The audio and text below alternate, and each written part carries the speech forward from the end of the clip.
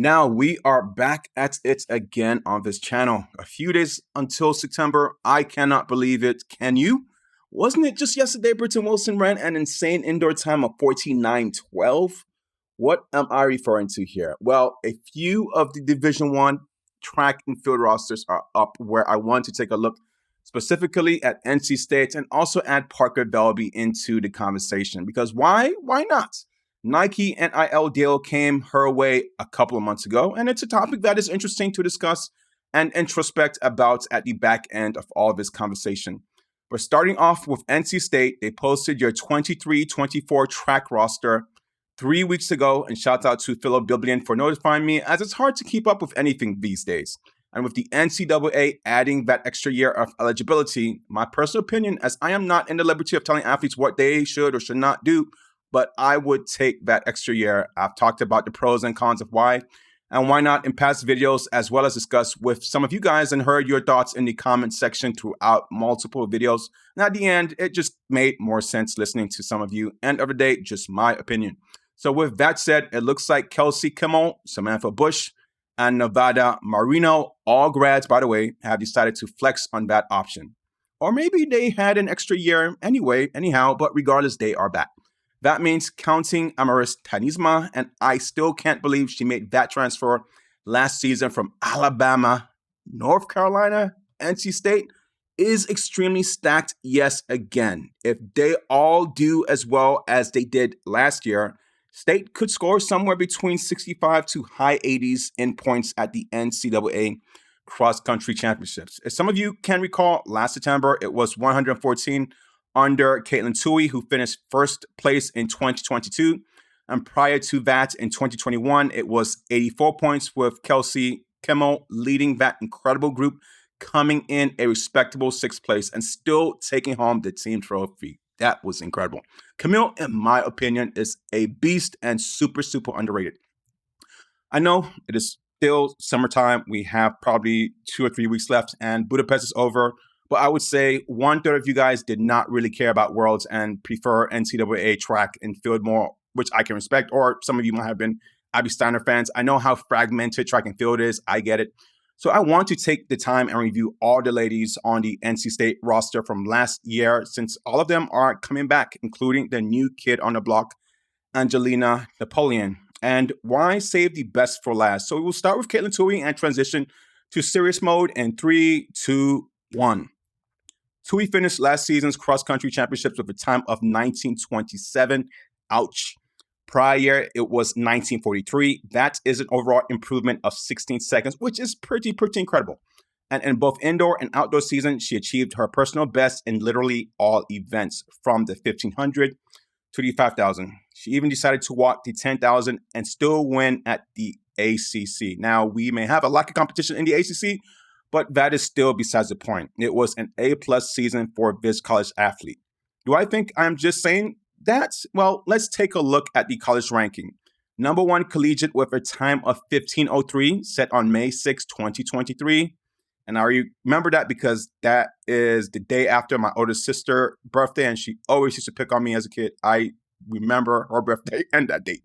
My prediction at championships is for her to knock off 10 seconds from her last season of 1927. Do you think she can? Well then, let me know down below in the comments section. If I subtract 10 seconds from 1927, that is 1917, about 3 seconds past Edna Kurgat's time from back in 2017. But one person might say, well, what about Vicky Huber of Villanova? The distance prior to the year 2000 was 5,000 meters to where it is right now at 6,000 meters. There is that running joke of a kid sitting next to his grandfather, and the grandfather says, I used to walk such and such miles from home to school and then back. But today the kid is saying, well, we run more today, Grandpa. So can Caitlin Tui knock down 7 to 10 seconds off her time? I think so. And that is just being ultra conservative. Hopefully she's gotten some rest after nationals. Their season is way long. And thank God I did not run D1. Completely insane training. Next on this stack is the returning senior Kelsey Kimmel, now a grad student. Last season, she ran 19:37, Prior year, it was 1934, lost about 3 seconds. Her indoor and outdoor times this past season were relatively flat after cross country, with her best times during her sophomore and junior year. So we will see how she performs. And now we have Samantha Bush, another returning senior. We had a 1957 at championships. Prior season, it was 1952, a drop as well of 5 seconds, flat season overall, but stood out very well in the ACC Indoor Championships in the 3,000 meters and the Boston University Valentine Invitational. Nevada Marino, also a returning senior, had a flat senior year. Best year was her junior year. The commonality between Kimmel, Bush, and Marino is clearly that they were seniors last season. I can't speak on them, of course, but when you are focused on just graduating, maybe some things takes a backseat, at least for me, in terms of priorities. As to kind of explain why their times were flat, you might wonder what they have going on after this season. Will they try to go pro or focus on professional and or quite possibly family life? I don't know. Their college times are respectable enough, but let me know what you guys think. Then you have Brooke Reber, really focused on the steeplechase during the earliest part of her career. Not a spectacular season. Appeared like she was hurt as she did not run much during the indoor or outdoor season. Did not compete in the 2021-2022 indoor season or the 2022 outdoor season. I mean, training under Coach Hennis is no joke. So it's not easy at NC State. And you really have to be conditioned into that program. So I get it. And we have the new kid on the block, Angelina Napoleon, incoming freshman. Excellent outdoor 1,500-meter runner. Finished third place at the U20 championships with a time of 4:22, which is absolutely insane. Yes, I don't think I ran that fast, ever. I got to look at my journal. Since I am talking about the U20, shout out to Sophia Goriran, who finished second place. From my understanding, it looks like she will be going to Harvard. So watch out for her in the next few years.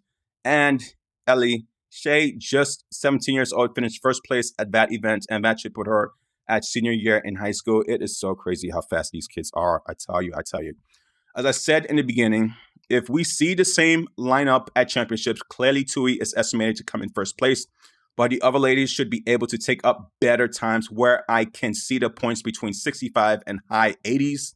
If Samantha, Nevada, and Brooke really go beast mode, is 50 points possible? Maybe. One thing Hennis has here is tremendous depth. It will be interesting to see who she puts in the early meets like Adidas Challenge on September 15th. I can't wait for that. And Joe Invite on September 29th. And I know some of you guys listening to this will tell me, I don't care about cross country. I like sprinting. Well, guys, we got to give the cross country people your time. They only have a few months, so let's be patient. Indoor and outdoor season stretches for like many, many months. Cross country, we gotta respect track for what it is and just take a break. You don't have to run your 100s or your 400s. Just chill out and let the long distance, middle distance crowd do their thing. All right? Okay. So, will she hold out KT and Kimmel and depend on Tynisma and Sam Bush, as she has a lot of badass weapons? I would be afraid to run against these ladies. Let me know what you guys think. But it's now time for Parker Valby. So let us see what she's got. 2022. Let's take a look at her resume. Competed in 3 races. Placed first of 326 runners in the Arturo Barrios invite, where she earned a mark of 18:58, which ranks her as the top fastest 6K in Florida history, and earned SEC Women's Runner of the Week honors. Won the women's SEC individual title running at 18:27.85, the fastest 6K time in school history, and the fastest time ever recorded in a 6K at a championship event. Go Florida, go Florida, go Florida. Finished first of 228 runners at the NCAA South Regional, where she ran a 19:17, the 4th fastest 6K time in school history. Finished runner-up at the 2022 NCAA Championships with a time of 19:30, the fastest time in school history at a international championship. Personal best of 8:49 in the 3,000 meters. Whoa, that's badass. And 15:20 in the 5,000 meters. Okay, that is respectable. If we take a look at Caitlin's time, max time of 15:03 and 15:20, that's, Parker Valby is doing her thing out there. The list goes on and on. Florida just pushes out pros, for example. You got Anna Hall, Talifa Diggs, just to name a few. Guys, if you have kids and you're not really team focused, they really hate the team strategy. They are really individual, independent runners. Honestly, I think something about Florida, they have great specialty coaches.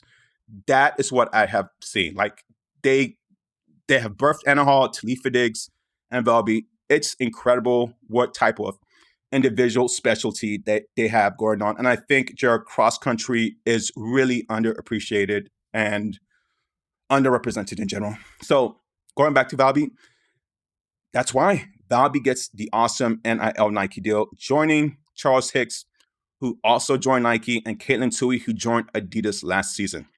But now we know that NIL deals are hot and on fire, and attention is the new currency in social media. Someone might as well sign the entire NC State senior team, as they will cheer it up this coming fall, in my opinion. Now, when Valby was questioned about this deal, NIL deal, in a Q&A with Kimba Athletics, who represented Valby in the deal with Nike. So, college athletes, if you listen to this, follow Valby's footsteps and make sure you get an agent. Read through all that long, boring paperwork. Make sure you are not signing any Mickey Mouse type contract. Valby replied back to the media. Her response was very intelligent. I like what she said. Let me read it out to you. This deal allows athletes like myself to earn an income while pursuing a college degree and competing in the NCAA. I love being part of a college team and representing my university. So for me, it's a real positive. Also, part of the agreement with Nike will allow me the opportunity to get involved with the local community, which is awesome. Valby's deal, let me tell you guys this, it's estimated to be around $50K to $100K per year, according to essentially sports.com, which would put her around Caitlin Tui as at 44th rank of women NIL deals. Top 5 on this list is Levy Dunn with 12 million followers and valued at $3.2 million a year. I believe Levy Dunn is focused on gymnastics. Then you have basketball. Angel Reese is at 1.7 million. I think she's tied with LSU. Guys, don't hate me on this. I don't keep up with female college basketball, but I'll tell you what. It got my attention last year going into the Final Four and championship. Women's college basketball, I think, it has less politics than the NBA, women's NBA, and it has less BS, but college has this right formula as of right now. If you could figure out that formula without me telling you guys, then you kind of know what's going on with women's basketball. It's definitely respected, and it's so respected that the college athletes don't even want to graduate. They want to still be playing in college, which tells you that I think the NCAA is really going to just swallow up the WNBA. And the WNBA cannot figure it out without me having to tell you guys and go into specifics. It's just plainly obvious. Okay, but anyway, focused on this conversation. We got basketball Angel Reese at 1.7 million per year. And the first highest of track athletes is Tori Ortiz, who signed an NIL deal with the WWE. So you got a sprinter. Yes, a sprinter grossing $1.7 million a year, and she signed with WWE? I might have to talk to Track and Ace to help me make sense of that deal. WWE is a wrestling market. But with Tori Ortiz, she's a 400-meter runner. Her time is not D1 fantastic. So I was like, how the heck did she even get an NIL deal? Her time is averaging 55 seconds in the 400. Talifa Diggs would run over Tori easily. But here's the thing about Tori. She was able to build her social media following early on TikTok, maybe with dances or whatever, because that's what they all do over there. Hence why we are not on TikTok, because I can't dance. But guess what? You can find me on Rumble and Twitter. Let me know your thoughts about anything here, and have a great day. But I'm definitely excited that cross country is back, and I am going to milk the conversation for what it is for both women cross country as well as men, because guys, I loved cross country. I did not have a strong 400-meter time, but with a lot of you guys who still love running in your 30s, 40s, 50s, or even walking at your 60s, 70s, or 80s, man, you got to respect the discipline that those long miles give you. and it just helps you all around with just life in general. And I'll talk to you guys later. Have a great day.